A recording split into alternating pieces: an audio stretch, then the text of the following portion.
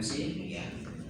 Saya akan memandu untuk sesi yang ketiga yang terkait dengan masalah yang sering kita hadapi ya, kaitannya sama chronic kidney disease ya.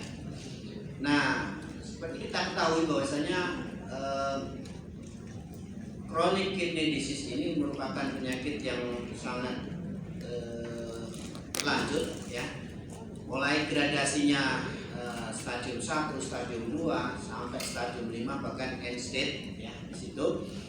Nah, bersamaan dengan para penyebabnya biasanya adalah paling besar penyebabnya adalah yang di latar belakangi yang didasari oleh diabetes mellitus, kemudian hipertensi dan penyakit-penyakit ginjal orisinalnya. Nah, oleh karenanya maka kita hadirkan pembicara yang berkaitan dengan chronic kidney disease. Apakah chronic kidney disease ini bisa diperlambat? Ya, bagaimana cara memperlambatnya? Maka kita hadirkan pembicara pertama yaitu Dr. Ginova Nainggolan SDPD KGH Finasim, dan dari riwayat beliau pendidikan dokter umum di FKUI, kemudian spesialis penyakit dalam FKUI, terus kemudian ginjal hipertensi FKUI dan meraih doktor di FKUI tahun 2020. Sementara organisasi yang beliau tekuni yang dari IDI, Persatuan Penyakit Dalam Indonesia PAPDI, terus anggota ERA ETA, kemudian anggota juga ISNA, International Society of Nephrology, kemudian Persatuan Ginjal, Persatuan Nefrologi Indonesia. Nah, kita tidak memperlama kondisinya, maka kita hadirkan beliau.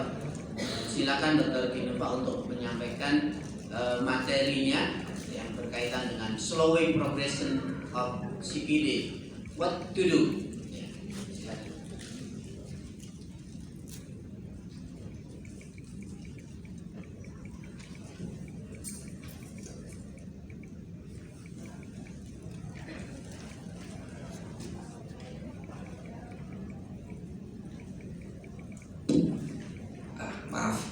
Terima kasih Bapak Moderator, terima kasih kepada panitia sudah mengundang saya untuk ikut dalam acara ini.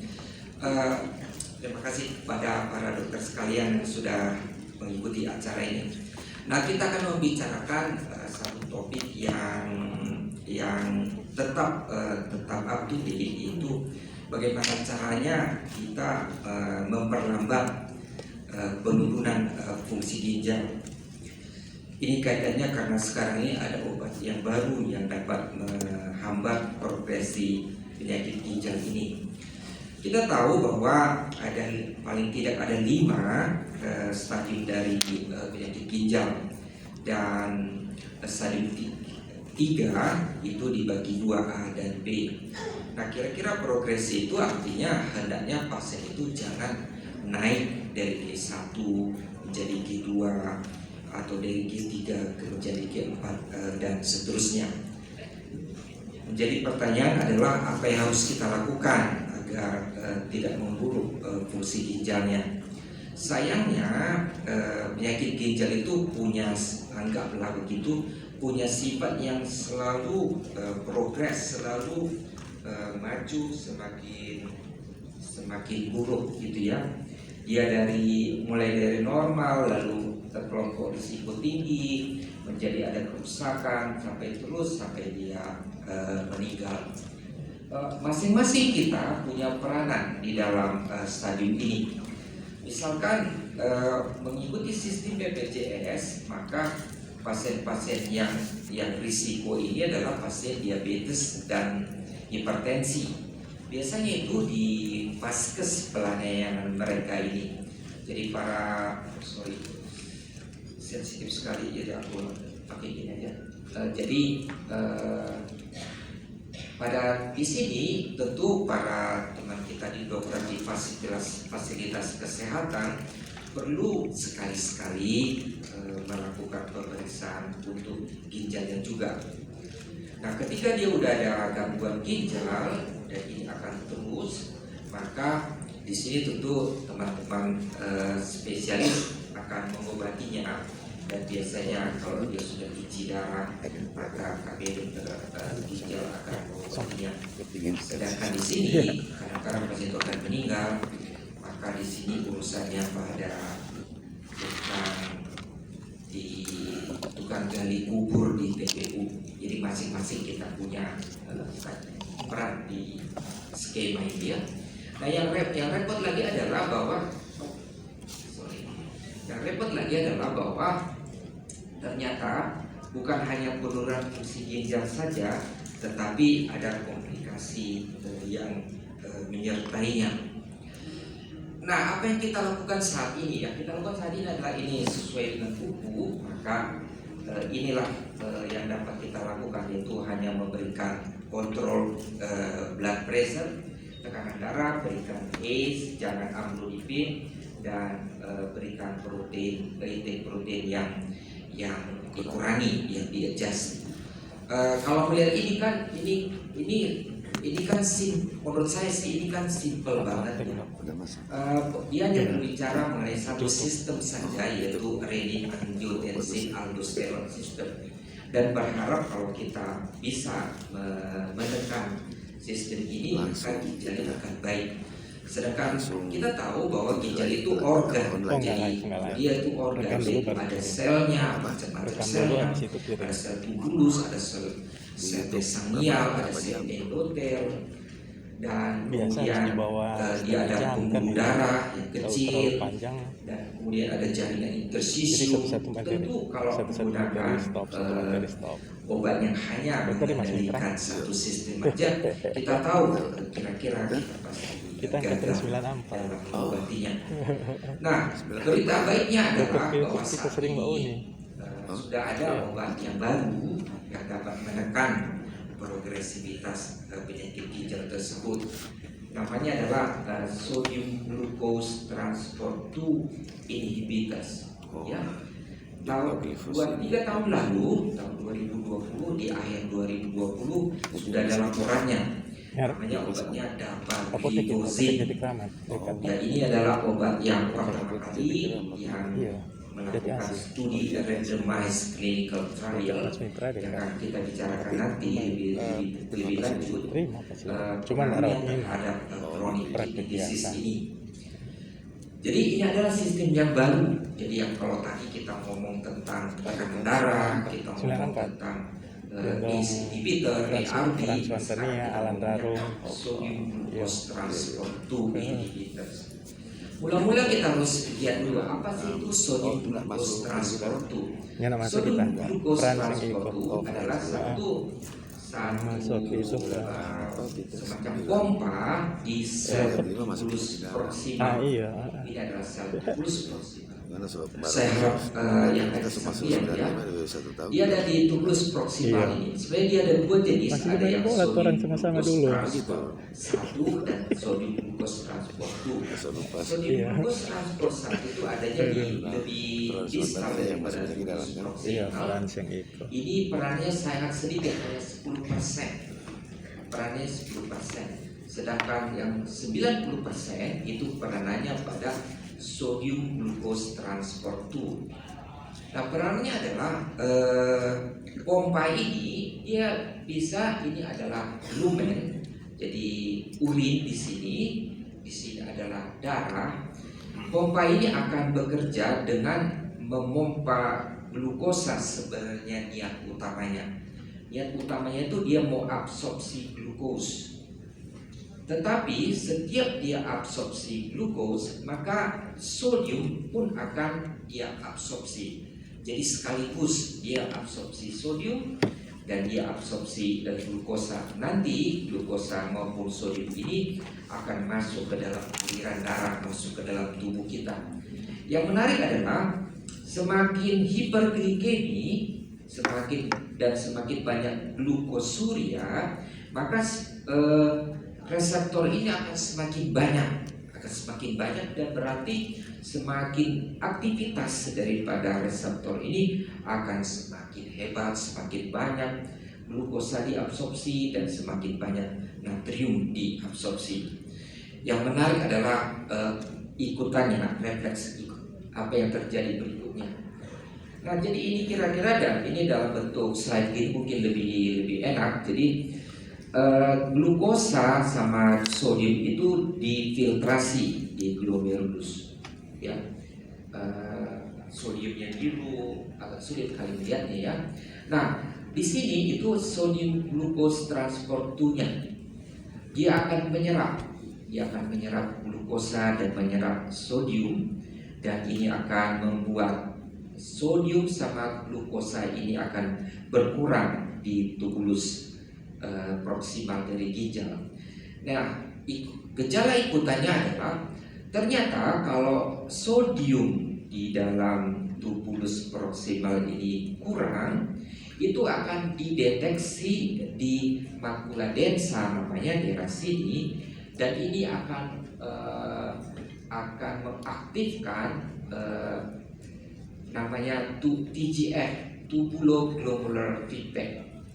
Dan akibatnya kita lihat, akibatnya akan terjadi arteri aferen, yaitu arteri yang memasuki glomerulus ini akan vasodilatasi.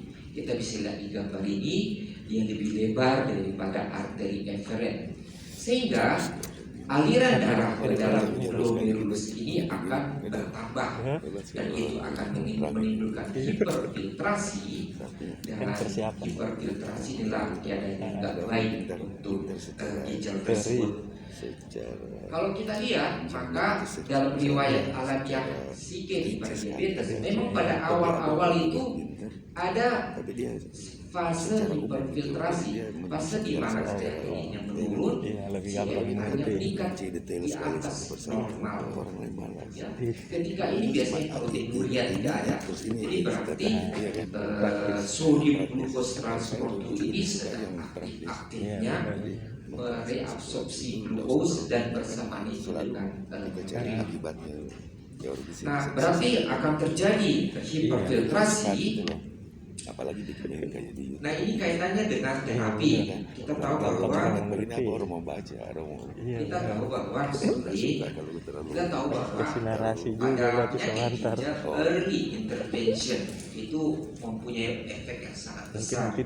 Sehingga kalau bisa maka kita hendaknya melakukan intervensi itu ketika masih di sini, ketika masih berfiltrasi, ketika kira-kira fasenya di sini, sebelum terjadi kerusakan ginjal dan sebelum terjadi penurunan daripada fungsi ginjal. Nah, hiperfiltrasi itu adalah sesuatu yang penting di dalam riwayat alamiah penyakit ginjal kronik. Karena kita tahu kalau ada hiperfiltrasi, karena tekanan intraglomerular ini akan mengakibatkan glomerulosclerosis. Dia mempengaruhi sel sangya, mempengaruhi sel endotel, mempengaruhi sel korosif, dan efek yang lain dia akan menimbulkan proteinuria, dan proteinuria ini akan kerusakan daripada jaringan ginjalnya sendiri. Kita bisa ngobrol dengan dia. Nah, ini terapi berdasarkan terapi kita. Ternyata pada ini hiperfiltrasinya, dan ini hiperfiltrasi pada penyakit ginjal kronik itu karena dua hal. Satu, arteri aferen, ini namanya aferen, dia akan dilatasi. Yang kedua, arteri eferen. Eferennya ini yang vasokonstriksi, sehingga aliran di kapiler glomerulus ini akan meningkat. Itu ada apa yang harus kita lakukan? ya. Udah satu Nah, ini dua. terapi yang kita lakukan selama ini Nah itu tuh yang jelaskan itu lebih gampang hanya menghafal. mengurangi Gampang orang mau tahu. vasokonstriksi dari Dari perut. afferent artery efferent, sehingga dengan membuat ini vasodilatasi, aliran darah akan lebih bagus. Nggak tahu deh kesimpulan mungkin setengah di terakhir. Turun, dan itu yang kita harapkan. Nah, obat sodium glucose transport 2 inhibitors ini bekerja pada arteri efferent. Mungkin obat ini gitu maksudnya. Afferent. Sudah sekali Pakai obat. ini kan ya. Arteri afferent yang membuat dia vasokonstriksi, ya. Yang akan vasokonstriksi Ya, sehingga sebenarnya di ujung-ujung aliran obat. darah ke glomerulus Promosi akan farmasi. berkurang oleh obat ini, dan ini akan memperbaiki hiperfiltrasi Ivan glomerulus ini. Ivan. Obat-obat ini Kemarin kalau kita kalau gunakan kita ini gunakan sodium glucose transport 2 ini selalu dia bersamaan menggunakan dua obat ini. Jadi ACE inhibitor dia berikan sodium glucose inhibitor, dan kita bisa lihat efeknya. Dia dari Mas Mitra arah ke Bekasi lagi, lurus lagi ke sini. Dia bisa Iya, muter balik kok lurus kemarin. Dia bisa Coba kiri jalan ya. di sini, dengan begitu Ada kok yang rep suka piparu. hiperfiltrasi di glomerulus Nama ini Renda. akan Nah, dia cerita. Nama siapa? Renda. Nah, jadi ini kira-kira apa yang terjadi. Ganti Ini adalah kok orang maaf, yang suka ini bercerita. adalah ini pada diabetes. Jadi sodium glukosnya akan direabsorpsi. Nah, ini keadaan kalau kita memberikan obat sodium glukos Yang kasih begitu. itu transport inhibitor. Maka Sekarang keadaan proses alam, ada reabsorpsi oh iya, itu CNB. sodium dan glukosa itu tidak terjadi, maka di tubulus Ini kita ini back saya yang akan kasih. banyak Ini back saya yang kasih. natrium terutama. Di tubulus ini akan banyak glukosa dan natriumnya. Nah, natrium itu akan menormalkan TGF, tubulo-glomerular feedback, dan itu akan membuat arteri afferent ini menjadi normal kembali. Itu yang tadi kita sudah bicarakan. Nah, itu satu. Sedangkan glukosa ini akan berakibat terjadinya glukosuria, dan ini akan membuat urin yang banyak pada pasien ini. Jadi kalau menggunakan obat ini jangan lupa gunakan Angkatan. pagi hari. Konsrat. Sesudah minum obat ini pasiennya akan kencingnya banyak. Dan jangan lupa untuk menganjurkan pasiennya minum banyak. Ini adalah satu dari segi ginjal, tetapi obat ini ternyata efeknya ternyata banyak ya. Ini glukosuria kita udah ngomongin, ini natriuresis, dan ini glukosuria ini lebih ke arah Kita tadi kok mencari cuma lebih ke arah natriuresis lebih ke arah ginjal, sedangkan glukosuria ini lebih ke arah jantung. Mana? Ya. Seminar. Nanti kita lihat bahwa obat ini dapat memperbaiki kematian karena penyakit kardiovaskuler, dan salah satu penjelasannya adalah karena obat ini mempunyai efek di dalam langkah-langkah untuk kerusakan jantung. Nah, berarti kita sudah sampai ke topik kita, yaitu tentang obat dampak glifosin. Ini ada kira-kira 4.000 pasien dibagi dua randomized clinical trial. Kemudian GFR-nya antara 75 sampai 25. Kemudian yang menarik adalah 32% mereka ini bukan pasien diabetes mellitus, ya. Tekanan darahnya baik, protein urinnya antara 200 sampai 500, jadi cukup tinggi sebenarnya. Dan lihat ini 97%, hampir semua itu menggunakan ACE atau ARB. Jadi, nah ini kausanya. Jadi 58,3% diabetes nephropathy, yang lain adalah yang nggak diketahui, ada ischemic hipertensif, ada glomerulonefritis pasiennya. Nah ini hasilnya, saya mau bilang hasilnya itu hanya slide-nya hanya satu ini saja Bapak Ibu sekalian. Obat ini dapat menurunkan progresivitas penyakit ginjal kira-kira 40%. bilang bahwa kita hanya butuh 19 pasien untuk menghindarkan satu penurunan dari fungsi ginjal. Ya, tolong perhatikan bahwa yang disebut dengan kelainan ginjal itu adalah cuci darah, end-stage disease maupun kematian. Tetapi selain dari itu ternyata ini memperbaiki kardiovaskular death. Jadi ada perbaikan kematian akibat kardiovaskuler orang-orang yang menggunakan obat ini sekitar 40%, seperti ada di slide ini. Ya, kenapa ini dijadikan outcome? Kenapa ini dijadikan outcome? Karena obat ini sebenarnya nih obat diabetes. Dulunya ini obat dikenal sebagai obat diabetes. Dan obat diabetes itu kalau mau masuk FDA namanya, dia harus bisa membuktikan bahwa dia menurunkan kematian. Waktunya kurang. Oke, dia bisa menurunkan kematian. Itu yang paling penting ya. 20 menit. Karena itu obat ini Maksudnya selain kardiovaskuler, dia kasih pot batas. juga memperhatikan ginjal. Maksudnya gini. Nah, di mana tempat dari obat ini dalam progresi penyakit ginjal kita bisa lihat dalam slide ini. Ini adalah ACE inhibitor, ini adalah ARB, dan kamu bisa lihat bahwa dalam slide ini dalam waktu setengah jam. sodium glucose 2 inhibitors ini Jadi karena bikin sesuatu itu lebih singkat 1 menit kalau yang cuma terdahulu. itu. Ya, Oh betul, nggak boleh panjang-panjang. kamu bisa lihat jauh lebih baik daripada dua yang terdahulu. Nah, ini adalah kematian. Kalau kita menggunakan obat ACE, ARB atau ACE, maka kita bisa bahas terus. memburukan fungsi ginjal. Tetapi untuk kematian kardiovaskuler ini obat ini nggak berperan. Jadi beda dengan sodium glucose 2 ini tadi, dia bisa menyebabkan kematian juga. Nah, yang menarik adalah kalau kita perhatikan pasien-pasien ini, maka kita bisa lihat sini pada pasien tipe 2 dan tipe 2 pada pasien yang tanpa diabetes ternyata mempunyai efek yang hampir sama, malah lebih baik sedikit daripada pasien tipe 2. Ada beberapa tips untuk menggunakan obat ini. Yang pertama adalah kalau kita menggunakan obat ini akan ada penurunan daripada fungsi ginjal, jadi kreatininnya akan naik sedikit, GFR-nya turun sedikit. Harus beritahu pasiennya, terutama pasien-pasien yang agak nervous itu, kalau nggak dia situ dia turun ini, dia bisa marah-marah ke dokternya.